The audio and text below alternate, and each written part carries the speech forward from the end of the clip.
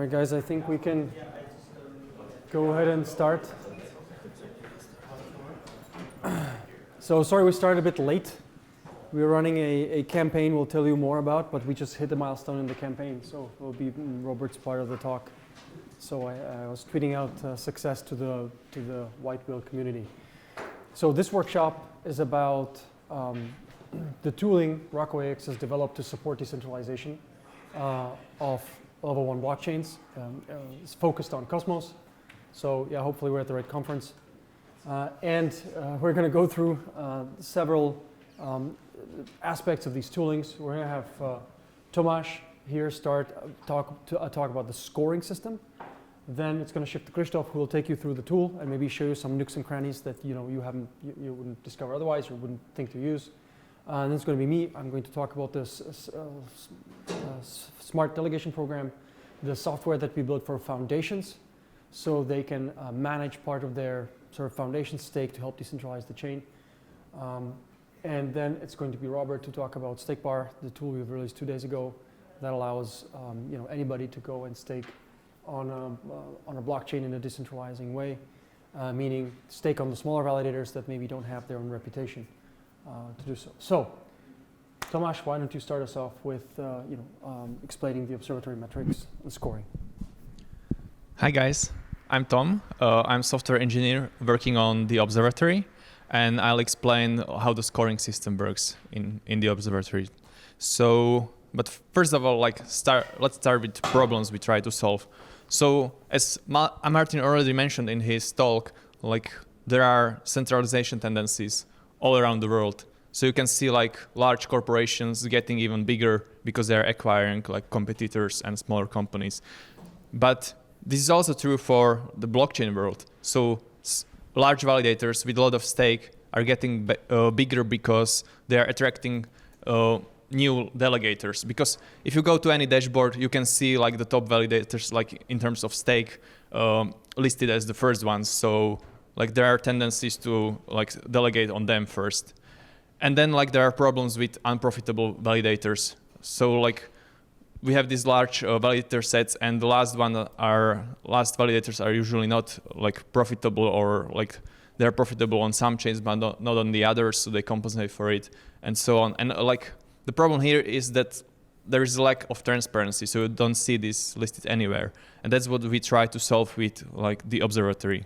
So how many of you have heard of Observatory before this conference? And how many of you have actually visited the website and clicked through it?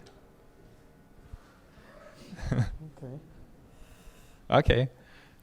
So as the name suggests, Observatory is a tool that observes blockchains, and we try to focus on some key metrics and then score validators based on those metrics. We also present this data to users, and we don't try to present a lot of data. There's other tools that are better in this, but we try to focus on key important metrics and show those to users. And then we also provide data to other apps that you'll see later. So let's start with metrics. We divide these metrics into two groups: individual metrics and concentration metrics. Individual ones are from the validator's point of view. So, for example, governance means what is the validator's participation in governance? So on how many proposals out of those where he was eligible to vote, he was actually voting. And then the performance, whether there are some missed blocks or whether the validator is signing blocks as it's expected from him. And then the concentration metrics focus more on collective behavior of validators. So we measure stake concentration in individual countries and also individual internet service providers. You'll see examples of this later. So with governance score, I will be showing to a few charts like this, and every time there will be on the horizontal axis a score in the observatory from 0 to 100, and then on the horizontal axis there will be something different. So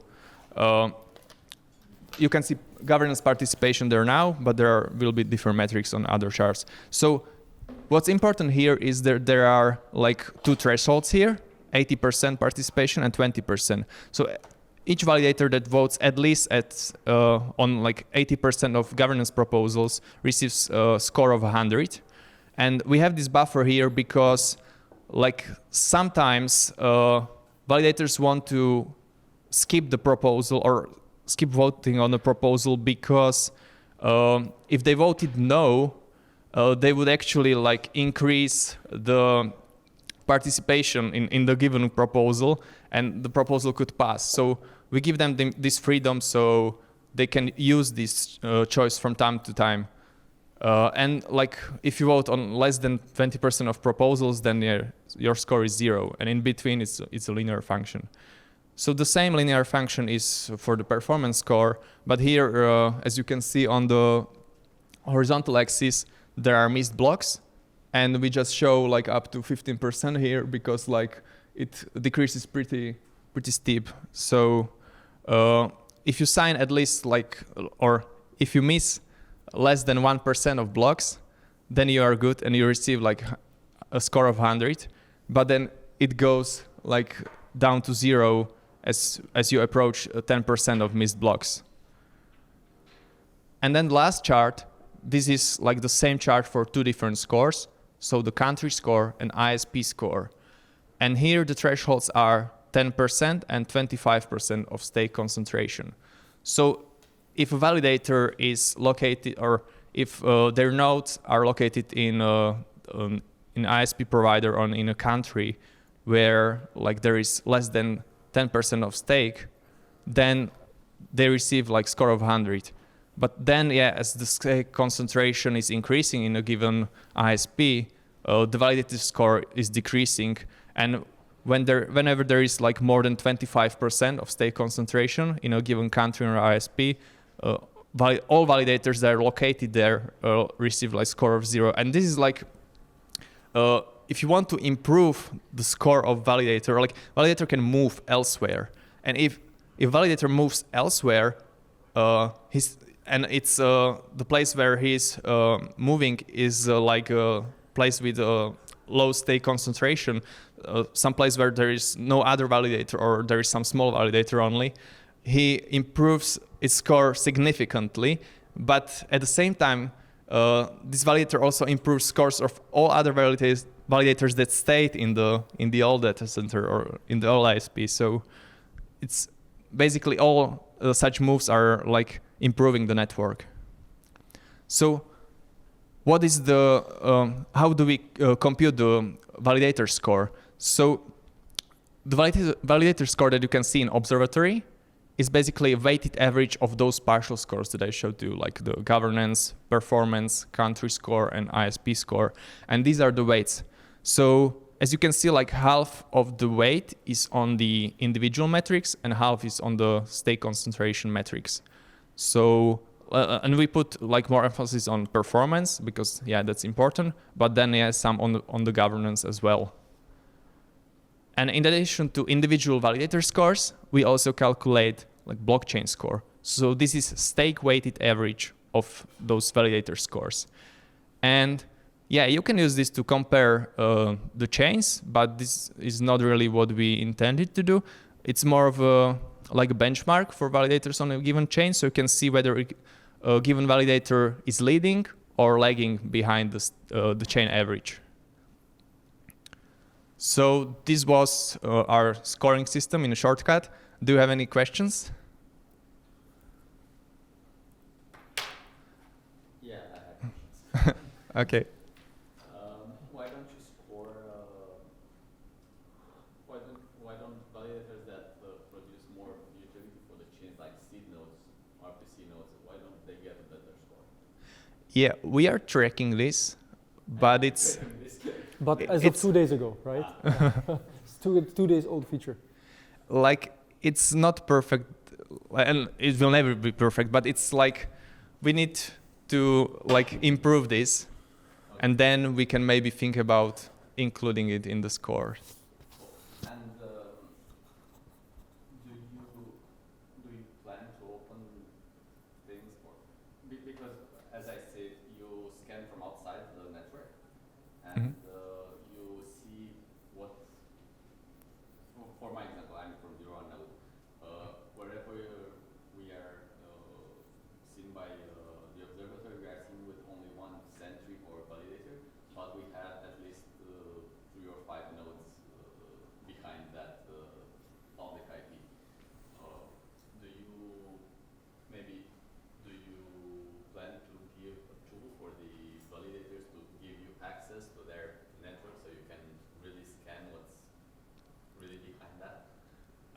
We actually we didn't touch on this, but we run like with what we call sensor nodes. So those are lightweight, like modified or built from scratch tendermint nodes that are constantly scanning the networks that we support, and like we can see what's happening there. But if a validator is hidden behind sentries, we cannot see there. But we already have one like case when validator contacted us, and he he connected directly to our sensor, so we can see him, and like we know where he is, and we can score him properly. So, but not every validator is open to this because it's okay, we were interested in that. So the two sort of complementary answers to the public infrastructure. I think it's super important for chains. Like I mentioned this in my keynote, like the first point of contact for any new dev is there's RPC nodes, right? And if they are brain damaged, like that really doesn't paint a good picture of the blockchain. So we do think that's important. I don't know if you can meaningfully add this to the score because we don't know, like, what would be, if you have less than 10 RPCs, or more, like it's hard to do that, but we definitely want to show that and tag that, right? So one of the features we're thinking about is for a validator to be able to claim an RPC, to say that RPC node is mine, can you show it on my profile? And then we would ask you, can you change the moniker to this big random string? And if you change the moniker, we'll scan it on the next scan and we'll see the RPC is yours because you can solve the challenge, right? And then we could show it on your profile and also mark you as providing public goods over here. It could be the same idea with seed nodes because it's the same problem, right? If you can change the moniker, you prove to me your ownership. As to the second, so we'd love to sort of build out support for public goods funding also across the product line. So maybe like show a tag in SpaceBar, in StakeBar, sorry, in space, yeah. Show a tag in StakeBar, but also, for example, market in the smart delegation program that we have. And also maybe like supply funding to this. Because I was just on some Discords recently and like I've heard stories from validators winding down their RPC nodes. And I just tweeted, hey man, respect your RPC node, it's one of the strongest in the system. And he goes, yeah, but I'm shutting it down now because there's no funding. Right? I can't, I'm bleeding money and I can't support this. And it was at like the top of the list, right? Top node. So the situation is not good. Some people get funding to support RPCs, those RPCs don't work. And then when you're at a hackathon and you're trying to engage with the system before you start paying professional providers, you can't touch this. So look, this is a thing where we want to figure out. We don't know if it's going to go into scoring in the observatory. We would love to like sort of help the incentivization part here, right? Make sure those public goods are well managed. And the idea here would sort of be if you enroll your RPC and you claim it, then some of the tooling could distribute more stake to based on the scoring, right? If you're keeping it up, if it's working for everybody, then yeah. And one part on the hidden network. This is a big question. How much information to show about validators? Many validators are conscious about OPSEC. They say we have a private part of the network and there's a public part of the network. The current construction of the observatory says this. Everybody has to send packets into the public blockchain. Everybody has to have edge nodes. Wherever your validator infra is, some of those nodes are yours and they have to send packets out. Those are critical choke points where if both of those go down, you have to go and spin up a new one, run a plan B or something like that. We see this and we're asking where those nodes are because we're most worried about concentrated risk where like lots of those nodes go down at the same time, right? So what's behind there? My default opinion on this is that is your business. It's a big signer. You can have a signer that's a 5 of 7, whatever, Horcrux, more power to validators. It maybe costs you money, brings more latency, but on the other hand, you feel safer because the key's not looking anywhere. There are lots of trade-offs. I am not sure that the observatory should be in the business of like rating these individual configurations. Because I think time will tell. Look, what we're going to do is we're going to analyze years of data. We've been tracking this for a while. We'll be ready to analyze after 12 months, okay, what are the benefits here? Like what has happened? What is the actual contribution? Has there any downtime that's mitigated by somebody else? You're paying all this extra cost for this infrastructure. Does it make sense? Does it not make sense? And we can have a principled and database discussion. On the other hand, it is true that some validators are saying, look, I am keeping my sentry nodes in places that are crowded. I am prepared for a plan B. We still say we're not super happy with that. They say like, we understand, but we want to keep it this way. On the other hand, I am running a validator in a location that is distinct. And I'm looking at this map, and I think it can contribute to prove the decentralization of the chain if I show my validator to you. What then happens is we can tell them a sensor node address, right? Node ID IP port. They can connect to this, And as they're connecting from that address, the sensor then keeps verifying that these guys are online. And of course, since they're now connected, those packets are coming from the validators first. So we're saying, okay, we certify that that is the validator node, and the other two must be something else. They must be sentries. So these exist. We've done that. It's true. There hasn't been a big uptake. If you guys like to do that, we're super happy to chat. It's okay. But it's just like when we super conscious and understanding, we're not forcing any validators to do this. We don't think it makes sense for everybody to do this. Some people may be in jurisdictions where they prefer to manage the infrastructure differently. That's up to them, right? What we're interested in is in the public goods part of this blockchain, which means these nodes that are talking together, they're actually maintaining the connectivity. Which of those nodes are critical for consensus? So it could be sentries, but those sentries are key in routing those packets. Okay. Right. Yes. It seems to me like staking pilots UDP program.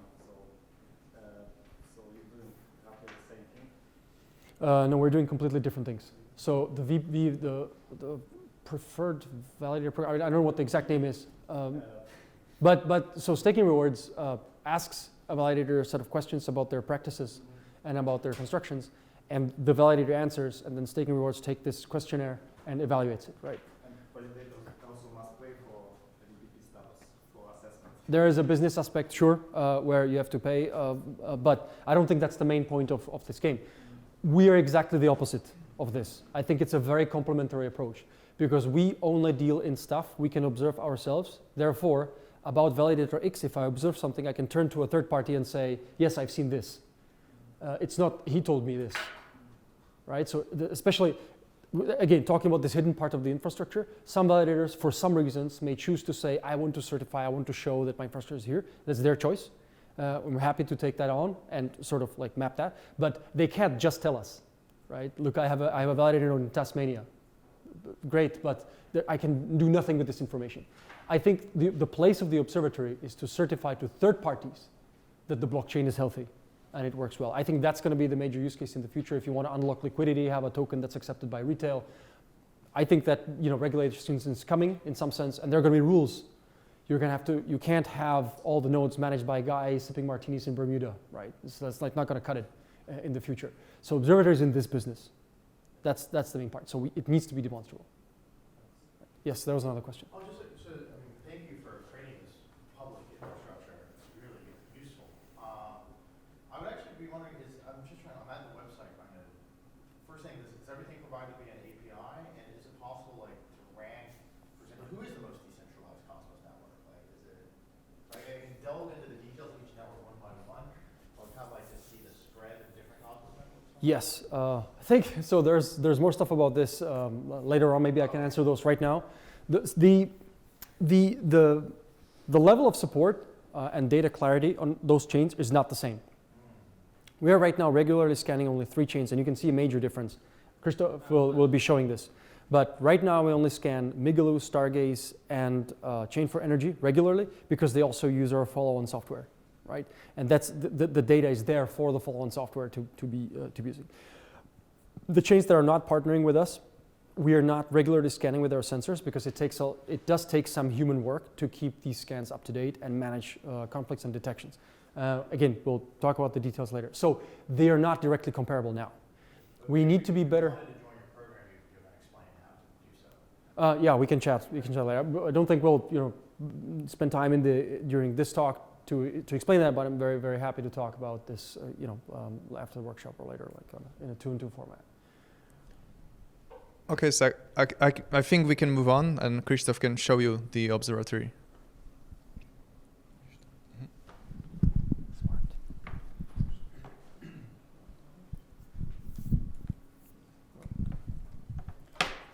So Christoph's job is now to show you some of the details that you may miss if you were just looking at the observatory, and focus on Do we work? Focus on the specifics. Do you need another thing here? Okay, we need some timeout. Look at the screen. I do see a second screen.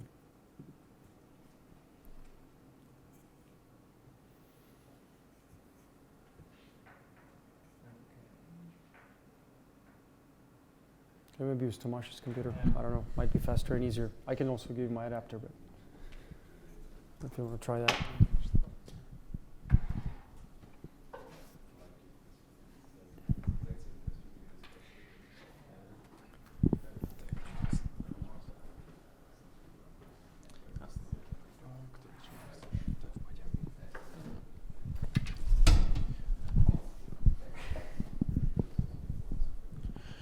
Okay, but we lost. Still losing the image.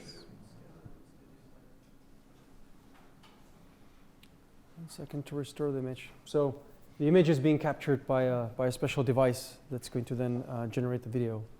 So it's not going directly into the HDMI monitor, and sometimes it's finicky.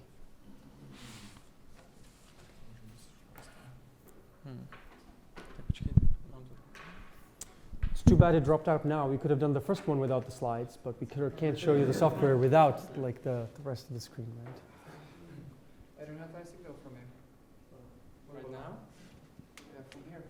Yeah, we just Teď to přehazovali zrovna asi 30 vteřin.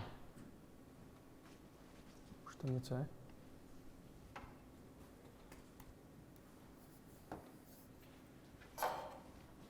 Quite interesting.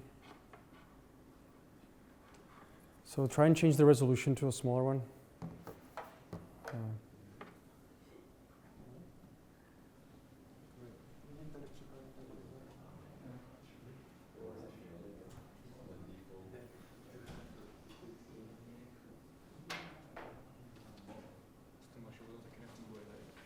Hmm.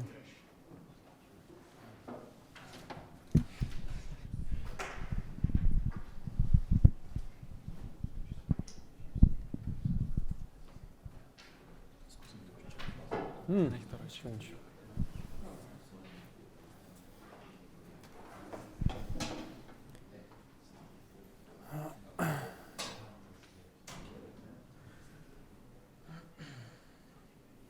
So while the guys are fixing it, so the rest of the discussion after the observatory is going to focus on incentivization. So sort of the first problem is to measure things. And then the second problem is to incentivize people to do the right things, right, based on those measurements or what you think are right. And hopefully we'll be able to show you guys what is going on with these metrics. So did everybody get their golden bags? I saw that. What's in the IST bag? Do you have to win this, or like is it? Yeah, you have to win it. Yeah. You have to win it. Oh, so not everybody can get one. I read this morning, I just play and win. Does that contain the ledger? Because somebody won a ledger. No, right? they're out of ledger, but so they will contact me by Twitter to send me it. Oh, nice. Maybe some Okay. tokens. Which ledger is it? I don't know, I hope the last one. So we've actually, by developing the smart delegation program, we found a very big difference between ledgers, which I didn't know before. So if you buy the ledger Nano S, it's only able to sign super small Cosmos transactions. Yeah. So yeah, the message, there can be like 3 or 4 messages. So people are trying to like redelegate 20 million tokens using the SDP tool to like 70 validators at the same time. And just like the whole thing would crash. I was trying to sign the transaction.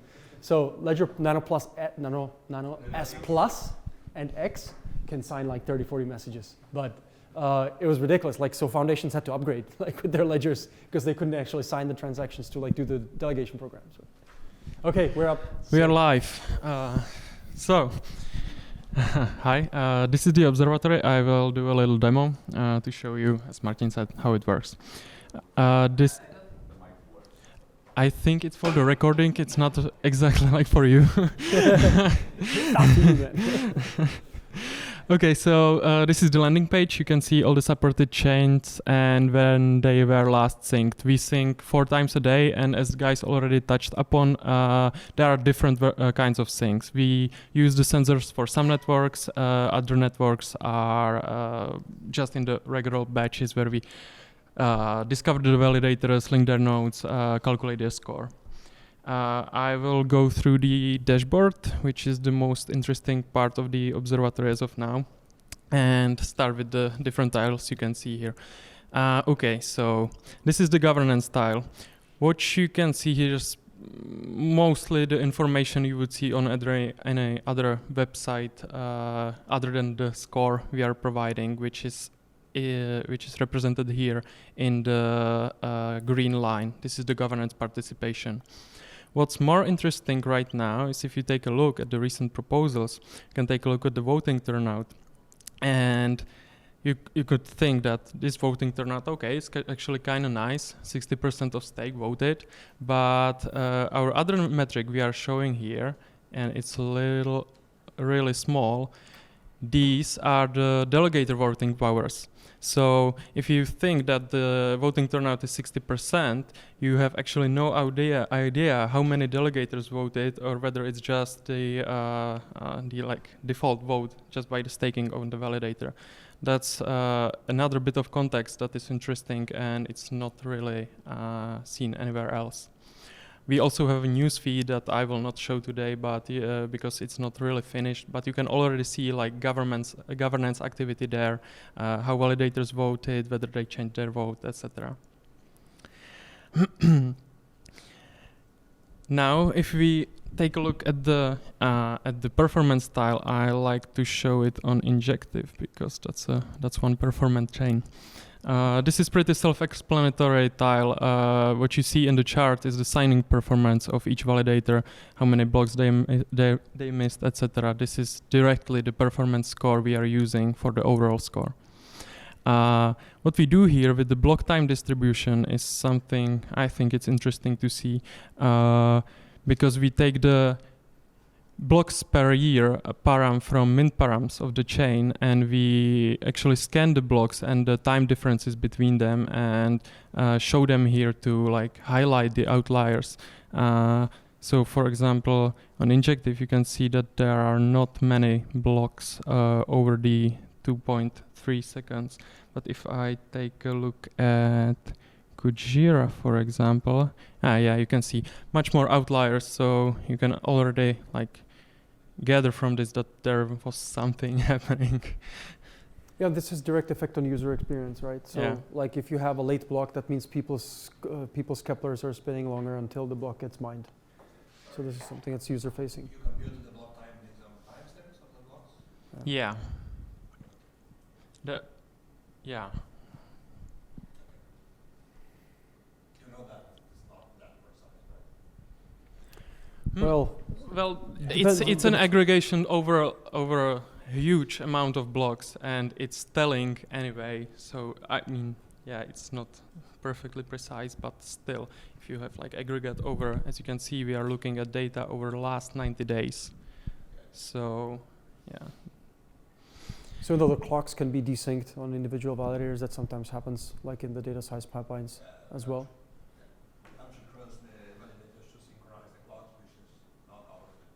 Yeah, sometimes, like Injective as a fast chain specifically has had weird problems with clocks being out of sync. Yeah. Okay, and then we move to another information tile. This is the first tile that we are looking at that's not directly related to the score. We are dealing with estimates here, and it's we actually don't know how we would incorporate this into the score. What you see here is the estimated revenue of validators from. We take averages of the tokens they held in the selected time period here. We take averages of their commissions, and we calculate the APR from the mint params, and we estimate the revenue. So, for example, if you're a validator and we want to assess whether you want to validate on other chain, you already know some of your like costs and your like whole operation business. So you can take a look at this, look at the average commissions, and decide for yourself whether it's worth it to validate here or not. What I want to emphasize here is the colors. It doesn't mean anything. It's oversight. We didn't manage to change it before the gateway. We are not saying in any shape or form that the red validators are not profitable. It's just based on the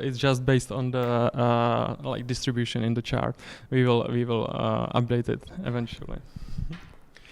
And as we touched upon in the questions and in Martin's talk, public infrastructure is something we want to monitor. We want to show the details of the blockchain, but again, we are not incorporating it in a score for the reasons already mentioned. What you can see here, though, is like if you, for example, take a look at the XLR, nice public RPC nodes reliability. If I compare it to Juno, for example, you can see that like 2/3 of the calls result in errors, timeouts, etc. So that's something more interesting. The previous style more interesting for validators, this style more interesting for hackers, but again, not related to the score at the time. What is heavily influencing the score, as Tomáš said, it's like half the portion of the score is the decentralization metrics. What I wanted to show you here is if I take a look, for example, at Osmosis, or Juno is a good example of this as well. What you see here, these gray lines, is the unknown stake. This is the stake we are unable to match in the network. And if I compare it, for example, with Migalu, which is one of the chains where we use the sensor, you can see that we have a much better idea of what's going on in the network. Therefore, we can understand more deeply how the decentralization looks. The situation here is more nuanced. That's why we have two scores: country score because of the jurisdictional riscs. We already mentioned, Martin was talking about them in his talk, and the ISP score, the Hetzner-Solana situation, these kinds of risks. So that's why it's split into two scores. And what we're using here is the Nakamoto coefficient to give quick information about the number of entities that needs to collude to take over the chain. What we are showing in addition to the Nakamoto coefficient is this tendency, and that's something we've not seen elsewhere much, and it's we think it's really important because it's a great difference to be Nakamoto 11 at the start and Nakamoto 11 at the end of the chart. The tendency to overflow or underflow is important here. So this shows the microstructure or micro improvements of the chain. If you want to talk about improving things, they're improving slowly, right? If you wait for Nakamoto to do a step change, like you just don't have a gradient. But if you're showing this tendency, you can see these micro movements and say, yes, we're doing better than last week, than last month. So that's the point of these sort of progress bars. Yeah, and I encourage you to take a look around the observatory. It's pretty interactive. If you see validator here, you want to know more about, you can click through to the validator detail and see additional information. You can now see the scores from the perspective of the validator. So these are the same scores, but just for the one validator, whether it's leading, lagging. There are more information about each of the proposals we are scanning, etc. The validator list has some features for you to find a validator, filter through them, so on. But it's not the main. What is the most interesting right now is definitely the dashboard. So that would be it for the demo. One more interesting use case, maybe you can use the validator lookup form on the landing page. Yeah, that's right. That's something we didn't show here. And what we're doing here is, I already showed it with Polkachu. Yeah, what we are using here is. We've had requests for similar features, so we would connect the validators across chains, which is currently not possible for us, but we are at least giving you this search bar where you can moniker match the validators, and you can see if the validator is called the same way and across different chains. You can see, you can search it here and see how many chains he's validating. So the super interesting use case for this is, of course, if you're launching mainnet soon or you're looking for validators to add to your main set, you can have a look here how many networks these guys are already on and what sort of the job they're doing on these networks. Are they engaging in governance, yes or no? Are they on 20 networks or on 5? Will you be number 6? And therefore, they have significant stake with you, or will you be number 25, where they might not pay much attention to the mainnet, depending on the size of their team. So this is where you can sort of look at the current track record, let's say, from a partial perspective. I'm looking at the specific validator of the sub here. And as ISP score country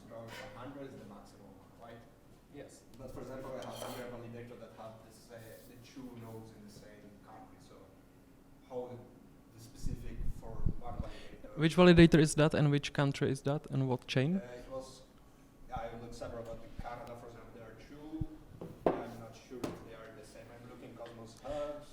I mean, I will perhaps just say that as Tomáš explained at the beginning, that the scores, the country scores and ISP scores are stake concentration based. So even if you have two nodes in the same country and the country doesn't have like high concentration of stake, you will get a good score. So you're you inside the distribution, but it's not. Yeah, if 20 other validators hop into the same country with you, then now it's a full bathtub with too many people there. And if too much voting power aggregates there, then this country starts having influence, right? So I agree it would be better, it is better for a validator to have like 2 centuries perhaps in two countries. Yeah, that also makes sense. We don't score this particular difference in the validator.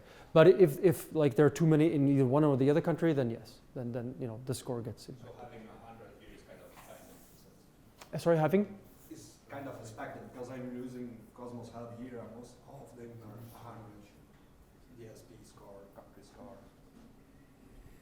Maybe because Yeah, a lot of them are doing well on decentralization. Cosmos Hub seems to be pretty spread out, right? But on the other hand, also we don't use the sensor for Cosmos Hub regularly. If you look at the dashboard, then some of the dashboards and some of the stake is still, if you go to the bottom, some of the stake is not matched, right? So there could be more. The chains we are using sensor for are Chain for Energy, Migalu, and Stargaze right now. And we'll add this to the interface. We should be clear about this, right? Okay. another question I ask, how do you know that a node is a sentry node? So is something clear or? So we mark serve nodes automatically here. If there's only one node that we detect, we mark it as a validator node. If there are 2 nodes, we detect the source of packets. Right, the packets are coming from both, and they can't really be transferring into each other. But we see the packets come in early, then we say those are 2 sentries. Right. So it's possible that we could make a mistake. It's just 1 sentry node, and there is a remote signer right behind it. Yeah. It's possible. Yeah, that's possible. But in this sense, like, yeah. But if the guys want to provide you better information, there is an API for that. There is no API because we need to check this, right? We don't accept claims without like. So the matching of the node is based on the Cosmos sensor like data science pipeline. So we look at the proportion of packets that come from this node, which ones are the earliest, which node is the first to send them. So what we'll do if we don't see the other, so let's say a validator has 2 sentry nodes, and we're saying consistently like the first sentry node is fast enough, but the data science pipeline doesn't have statistical significance to say also the second one is a source of packets. If the validator comes and says this second one is also a source of packets, we look in the data and we see it's right below the threshold, but it's consistent with what we're seeing, then we'll say, okay, we'll also mark this as your sentry node, right? But not otherwise. So it's statistical. Yeah. So Tendermint doesn't transmit the information of the validator. That's why, you know, when staking rewards were showing this dashboard of like this layout that there's no Cosmos. It's not easy for Cosmos. You can't just like take the IPs, right? So yeah, it's a statistical inference, it's a data science pipeline. And sometimes we can't match nodes, right? The algorithm sometimes is like, I can't see any nodes for this validator. We mark that very clearly as saying like, you know, the validator doesn't have any nodes that we can track. So let me quickly do screen mirroring here. Display settings.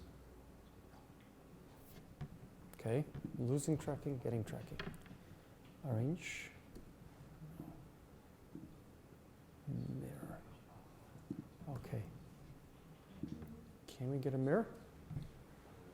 I think I had the same. Oh, there we go. Okay, so now we're in. All right, so what I want to talk about is smart delegation app. I'm getting like big difficulties here with this monitor. Optimize for, jeez. Can't even click these selectors. There we go. I think now it should work. Stop killing. So what I'm going to show now is the, okay, losing again.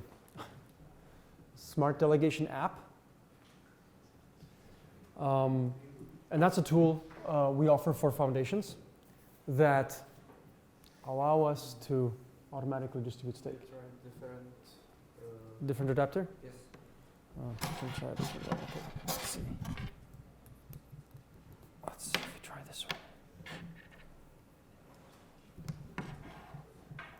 Okay.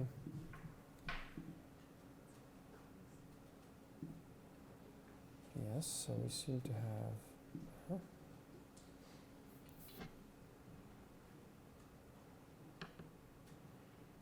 Can I set the resolution here? Okay. Try this one as well. Oh. This box really doesn't want to accept our image. Yes, allow mirror optimize for this one.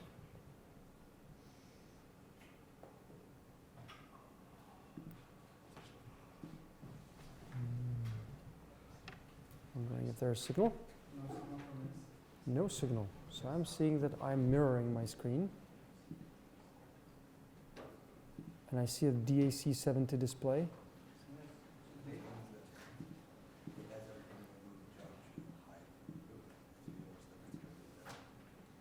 Okay, optimize for DAC70. Let's do that. Trying to do various things here. I keep sort of losing the tracking. Okay. All right, so the Smart Delegation app is a tool we offer to foundations to optimize the allocation of their stake that they want to use for decentralization purposes. So for demonstration purposes, I'm going to use Chain for Energy. I have an account set up for me on my hot wallet, so I'm just going to connect it and sign a message that proves it's me. And then I get a view. I showed this in the keynote, but now we have time to go into actually what this thing does. So we believe that as a foundation, you shouldn't be sort of doing computations in Google Sheet and doing data wrangling and worrying about how to actually do the allocations. You should be discussing what's important for you and setting out these rules. So we've set up a framework for sort of policy management. We think a reasonable policy contains 3 parts: agreements, some validators performing some services, so they're guaranteed a certain amount of stake. Then eligibility, where you can say what sort of commissions you're willing to fund, how many signed blocks there need to be, what's the proportion of signed blocks the validator needs to demonstrate for a period of time that you choose, 30, 60, 90 days. How many J-links you allow per time period, what sort of voting participation you're expecting, self-delegations, excluded countries, etc. What's important here, for example, if I say I don't want anybody to be inside Hetzner for the last 30 days, then that's not looking good. How does it like? If it's working, it means everyone is on Hetzner. It's strange. I don't understand why things are disappearing here, but that's weird. So let's say I want 99% of the packets signed. I will simulate. So you'll see some of the scoring changes every time I do some sort of modification here. Some people get excluded and some don't. So for example, I now raised the minimum signed blocks rule to 99% or more. And there's a validator here that violates this rule. They only have 98% signed blocks. That's very high. Like, we don't recommend setting it this high. But just for demonstration purposes, this validator is automatically sort of removed from the delegation for this time period, right? So you can set up your policy over here. And you'll see so there we go. Also, these guys are excluded for governance because of governance rules. We're asking 75% governance participation. These guys are not voting anywhere. So they're excluded from the delegation, right? So if you set this whole thing up, decide who's eligible, the next thing you can do is set up scoring. So decide how these things are relatively important to you. Do you want higher uptime from everybody, or would you prefer them to be decentralized, and are you weighing this more? So there's an analog to the scoring system that Tomáš talked about for the Observatory, but the foundation gets to set it up their way, right? They can do this any way they want. Finally, if they're done with their allocation, they can always check here on the chain what's happening. So my 20 million C4E that I don't have are now distributed according to the white blocks. So a couple of things I'm pointing out. I said this during the keynote. The purpose of this is not to give everybody the same thing, but to push everybody to the same level of support so they can actually meaningfully decentralize the chain. For example, this person right here is unlikely to have enough stake without the delegation program to actually decentralize to another chain. He has a reasonable score, which means they're probably in an ISP different than the cheapest ones. So they're already bleeding money. So the SDP will give them a lot of stake to make sure they're supported, and we'll give them the same amount of stake in aggregate as they're giving everyone else, right? So they're trying to bring people to the same level. That is the point. That's why we call it a decentralization tool. It's not a tool to give everybody the same thing. It's a tool to get everybody to the same level. Now, if they get lucky, they get attention. They can use these funds to promote themselves, so they have more time to attract a community. They start getting more stake. When you come back to the SDP, you can do this every 3 weeks. It's live, so if the policy is fixed, every time you come back, you can just create a new transaction. We'll rebalance the stake for you. Then they're going to start getting less stake, right? If they start getting more stake from their constituents, then the portion of the stake that's extra now can be used with other validators to support them. So this is really sort of like a decentralizing tool support tool. So how to use this? I can commit this and say, okay, this is the policy that I've set up, and first thing I can do is send this to my colleagues at the company and tell them, hey, I've set up this policy. What do you think about this? Can you review this? So these guys can look at, okay, this is what people would get. These are the light squares. This is how each person's score computed is. Isn't there something weird here? Why is coin now blocked? Oh, sign blocks rule. So I'll go back to my colleague, say, hey man, I think 99% is not cool. Can you go back and change that? So then, if we're saying, okay, 95% makes more sense, I can save this as a working version, or just go ahead and commit it, and then send another one, right? And now Coin Studios are included. So this is all very live. Like you can experiment with policies, you can talk about them in the company, you can make sure everybody is happy. The foundation is cool with what the intent is and how this is turning out. This is not access controlled. This page doesn't require login. So when everything is said and done, if the foundation is delegating according to this, we always recommend this, but it's their choice. They can take this URL and post it publicly. And then every validator can see what they're getting, what everybody else is getting, what their score looks like, what other people's score looks like, right? And they can discuss about these foundation parameters. But they don't go back and talk to the foundation, hey, can you give me more or less? This is how the system then works. It's a data-driven algorithm. So if I'm ready to publish this, I can go ahead and create a transaction. Of course, that won't work now because you can't buy C4E. I'm very privileged to get some C4E for a foundation for demonstration purposes. It's not a listed token yet, but I do have a few C4E. So I'm going to run my cool delegation based on my 2 C4E, which is going to go to Validatus here.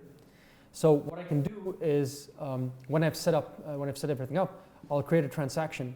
And it shows, okay, I'm going to redelegate from somebody to somebody else.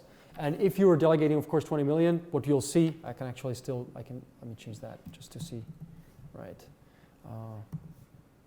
20 million, that looks about 20 million.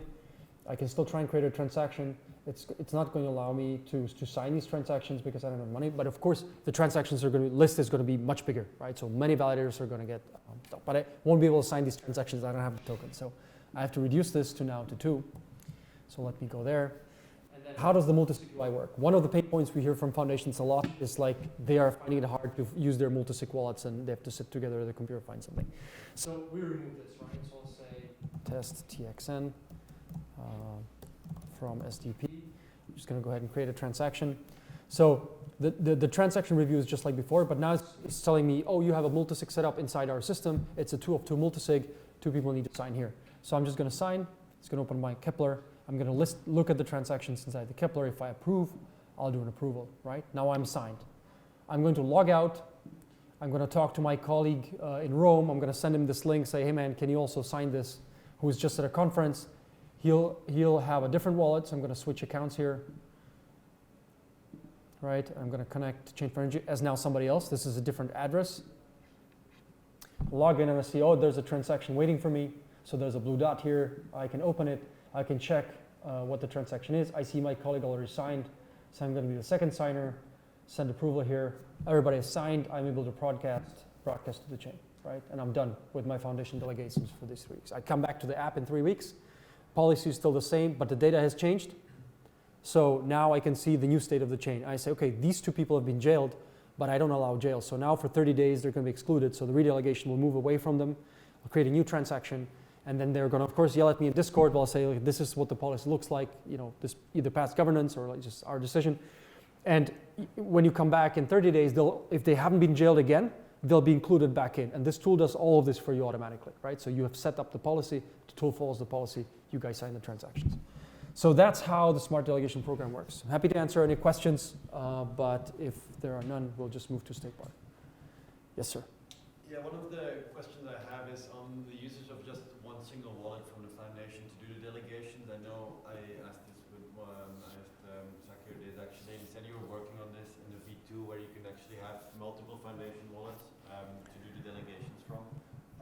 Is that actually in the pipeline, or do you have a timeline for that? So there is, I don't think we're working on like multiple different wallets, but we're thinking of multiple different pools of money. Right? So you could say, okay, I have one pool of money that's devoted to decentralization, and that's what this thing covers now. But you could have another pool of money, as we discussed earlier, to fund public infrastructure. So you could say, okay, I have 5 million XPRT, 10 million XPRT, whatever. I'm going to devote 2 million XPRT to funding people with RPCs because I want to have meaningful service. So I'll move that into one bucket, and that's going to distribute it according to RPC scores. And if somebody runs more RPCs, they can get a bigger chunk of this thing, right? There's no problem with Sybil, like you're running more services, that's good. And but it was still we're still thinking of using that from one multisig wallet, right? So it would be one account. If you wanted to use this from 2 accounts, then I guess you'd have to log in like with different accounts, like with multisig A and multisig B. Yeah. But if you do it from one wallet, like that will already change the score, and then by the time you do it in a second wallet, like your distribution will be different, right? That's right, yeah, we've been discussing this. So you have to somehow commit the state and base it both on the same state. Right. That's why we think now we'll just do it from one set of multisigs. We don't want to have multiple transactions. Yeah. And that's how the pools would work. They would take the current state of the chain, compute the simulation, and then execute both of those. Because it's actually going to happen all in one go.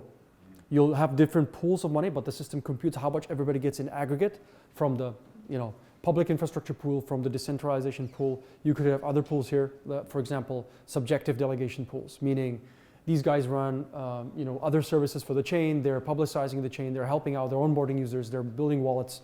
So you say, I'm going to have another pool, but we don't know how to rate that, so I'm going to upload the scores myself. And like combine all this together. If all that's said and done, the system will just recompute everything and then do one set of delegations like based on all of this. It would have to extend all the other views and all that. So we don't have a specific timeline for this. It is definitely on our roadmap in the sense like this is the natural next step. Right? One more question on the commission itself. I know it's included in the score and affects the score in a way, but is it like if all parameters are equal for, let's say, 2 validators, but one's commission is 5 and the other commission is 10, is the delegation going to be exactly double, or is that not the case? No, it's not the case at all. The scoring system doesn't actually, so depending on the commission rate, I guess you could set this up if you really wanted, like to set up the system to give commission a very big weight, right? But then it would be hard to calibrate it like you were going to get double. I don't think it's possible in a linear combination. They could do much more because they have a lower weight, lower commission. It's an interesting construction. We haven't heard of this before. It's more like validators or foundations think about like what are the commissions we accept, but the commission is whatever the validator decides. They are lowering the commission likely to attract more stake from the outside. Yeah. So it isn't clear to me that as a foundation I'd give them double because they're doing that. They're probably doing that because of other reasons. Might make sense, like from your perspective, I'm super interested to understand the rationale. Yeah. But then somebody could go to 1%, right? And say, I want 10 times more than these other guys. So what we do is like we set a baseline and we say, look, we'll score everyone about like 5%. That's like the baseline. And that's like based on all the parameters that we take into account. It's a lot of similar things, like we actually use a lot of data as well. And then in the end, we say, look, you can have if you want your commission, you can set it higher. If you want to have 10%, that's fine. But from us, like from the foundation, you only get half of the delegation that someone would get who runs at 5% because. All right, so it's the other way around. You remove delegation if the commission rate is higher. Well, right, yeah, okay. But now like we actually said, like we're changing the baseline from 5 to 10% because we know like sustainability of like operations is quite important and people start raising commission. And now we kind of set it at 10 and then over time like we can actually change the delegation and the other way as well. But yeah, we just try to kind of make it equal. Like if everyone does, or if both validators do exactly the same, we actually want to make sure they have the same amount of revenue. But what about asking them to change the commission? Doesn't that make? What about asking them to change the commission? Like that doesn't make sense to them? some of them don't. Because in some sense, you are giving them the foundation delegation, right? Yeah. And there are certain parameters where you allow movement, and it's their discretion how they set the commission. So it's like if they say, look, I want to keep it at 5, so could you give me double? Like, I don't know what other validators say to that. It'd be a super interesting conversation. Yeah. But I think you guys must get a lot of like flack from other validators like that don't want to change the commission. They're saying like, now you're giving this guy twice. I don't know. It's like foundation delegations are never going to be easy. You're never doing well for everyone. Exactly. It's nobody. You can't make everybody happy. Totally understand. Yeah. But I would expect a lot of heated look. A big part of this tool is to remove heat from all this discussion. So the policy is public. Everybody can look at the policy. If you're unhappy with this policy, you can talk about the policy, but stop talking about individual delegations. Those are data driven. They're right here. So we also designed the system to sort of like mitigate most of the discussions between the foundations and this. This I think would promote like a lot of additional discussion, but it's like, I understand. We can chat about this. I don't know how we'd incorporate this into a tool like that. Certainly possible. Because then you also have change to set actually like a minimum commission as a big fixed entry, so it makes it interesting. Right. Yeah, so last part, we're gonna be really quick. Lots of questions today about StakeBar, the tool that helps retail stake on lower ranked validators.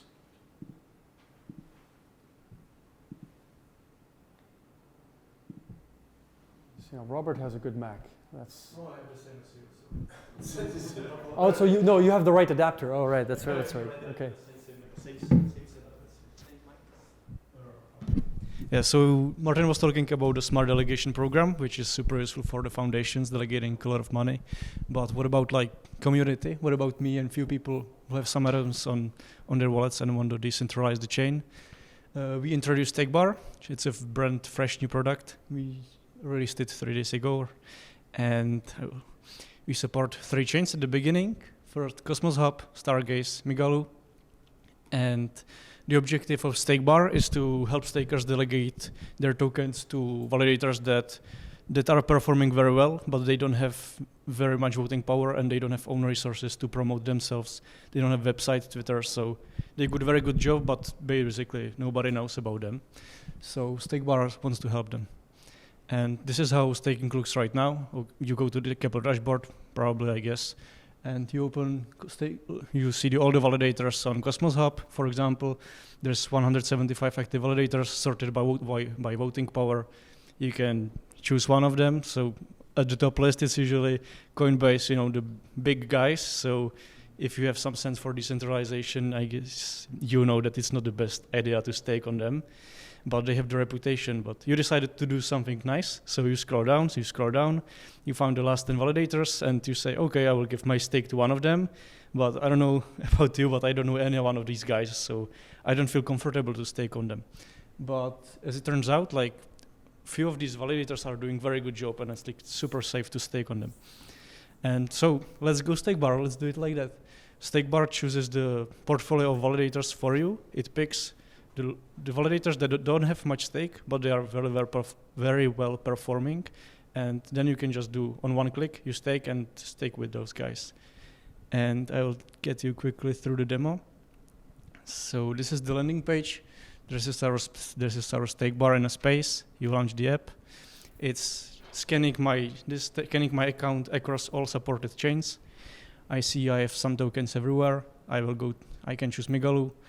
I don't have anything staked here yet. So here at the bottom, I just say how much tokens I want to stake. I immediately get a random portfolio of validators that are well performing according to Observatory data. I click stake. Kepler appears. StakeBar creates the delegate transactions for me. It's for StakeBar is not taking any fee. We just create the transactions for you. I can approve the transaction, broadcast, and in a while, I should see a confirmation. Yes, cheers. Transaction went great. Thank you for securing the network. And here I can already see the validators I have just staked with. And now I can play with it more. I can add more stake, or I can unstake validators. What I want to show you is, say, I go to Stargaze, and as I choose how much I want to stake, every time I get a bit different set of portfolio. I said that the portfolio is randomized, but it's not like completely random. Here on the top, you can see a list of validators sorting by voting power. And the validators that are performing well, but are at the end of the chart, so they are performing well, but have there are a lot of stake missing. They have just a little bit of stake. They appear more often in the selection. So this way, we equalize the stake across all validators and decentralize the network. And there is one more cool feature here at the bottom. There is Nakamoto Boost. So if you turn it on, it selects only validators that are not in a Nakamoto set. And by staying on them, you can bring them into the Nakamoto set and thus increase the Nakamoto set of the blockchain. So if I click on it, you can see that the validators here on the left part, they are performing well. But if I choose Nakamoto Boost, they are excluded because they are already in the Nakamoto set. So staking on them will not improve the Nakamoto. So this is the tool. It's quite simple. You can also claim your rewards. Say here on Cosmos app, I have something tiny 0, but I can claim those rewards. So this is the tool. Easy to use. It's live. You can just go there, StakeBar.io, use it. And I wanted to remind you our community challenge we did with Wildway, which is like, our goal is to, within 1 week, try to improve Nakamoto set of the Megalu blockchain. And there are some prizes on their Twitter. The challenge finishes on tomorrow. 3 p.m. UTC. Yeah. So we started at Nakamoto 10. This is screenshot 3 days ago. So I was tracking the improvement since we launched StakeBar and the challenge. And this is 2 days ago. You already see each improvement. This is from yesterday, also tiny improvement, and this is just like 1 hour ago before it's already 11. So we reached the first level of the challenge already, not even in 1 week. So that's a great news. And okay, if you participate in the challenge, use Nakamoto Boost. If you don't participate, use it anyways. It's fun. It's animating. There's icon. It's cool. And one more thing with StakeBar, I see some familiar faces here, but if you follow us on Twitter, you can find the StakeBar, actual StakeBar downstairs where the main curd hole is. And if you follow us on Twitter, you get a free drink. And okay, that's it for StakeBar. Quick. We're quick super and excited easy. about this. I don't think anybody has done something like that before. Try to engage with the community and say, hey, are you guys serious about decentralizing chain? Will you do that? So it's actually, after we launched StakeBar, someone staked a few $100,000 like using StakeBar. So this was a heavy staker. But yeah, so a bunch of people actually contributed to changing this, to updating this. So this happened just after my talk. That's like so annoying. I wanted the screenshot with Nakamoto 11 during my keynote, and it happened after the keynote. But we've hit the target. Like, that's pretty amazing, right? So yeah, thanks guys for being here. If there are any questions, we're happy to chat. And otherwise, have fun at the conference. Thank you.